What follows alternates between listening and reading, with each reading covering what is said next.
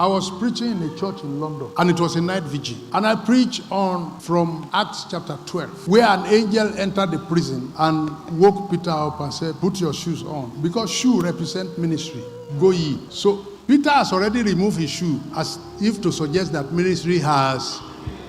The angel said, "No, put your shoes back." And I pointed to the audience and I said, "If there are those of you whose ministries have been shut down, I want to tell you this night that ministry is just starting." One man got up from the audience and walked straight to me. And I was surprised, no usher stopped him. And he came up to me on the altar and lay flat on his belly with his two hands holding my two legs. I finished my sermon with my legs in his hands. And he was weeping. When I finished, I freed my leg from his hand and I went to the pastor's office, and he was following me crying and said, "Sir, I have one of the biggest churches in London, but police came and put a crossbar because of confusion that started in the church. I'm now a pastor. They are calling me pastor, but I don't have church. So this thing you have said tonight, that in case you think ministry is over, that is not over, that I'm the one you are talking to. Thank you, sir." He put his hand into his pocket and brought 50 pounds. He says, "Sir, this is all the money I have in this world. In the bank, at home, nothing. Take." I said, "This money is difficult to take because you have told me that that's all the money you have."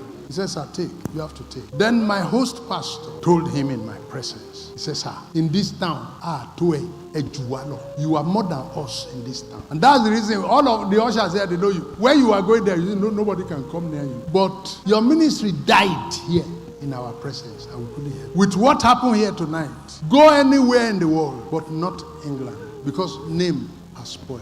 You can't do ministry here again.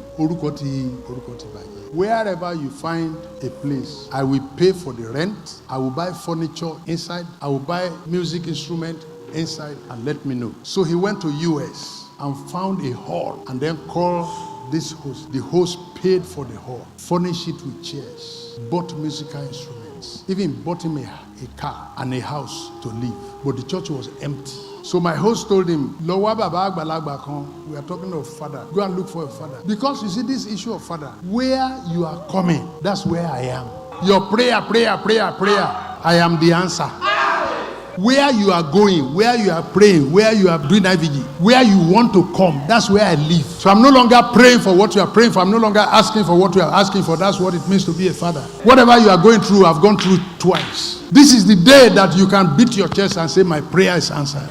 Beat your chest and say, "My prayer is answered." Because there's a father in the house. My host told him, "Go and look for an elderly person." Because it was in our presence, your big church crashed in London. And we who are your mates, we can't help you. Go back to Pastor Omolehin, who preached on that night. So he came to Nigeria and told me that he has found a place, the place paid for, chairs are there, music, everything, that I should come and help him open the church. So I went there to open the church, empty church. I was opening an empty church. Friday, nobody except his friends that used to know him when he was in London, and they heard that he has now relocated to a place where they don't know him. Saturday, more people. Then people who came from Kwara State heard that I am in town. Hey, Baba Omolehin is in town. Sunday morning, the church was full from day one. As I was raising my hand to say, "I dedicate and commission this church in the name of the Father and the Son and the Holy Spirit," as I was saying it, I looked through the church and I found that there was no empty seat. Everywhere was full. The pastor was weeping. He said, "I'm starting a new church from day one." That's what a father can do.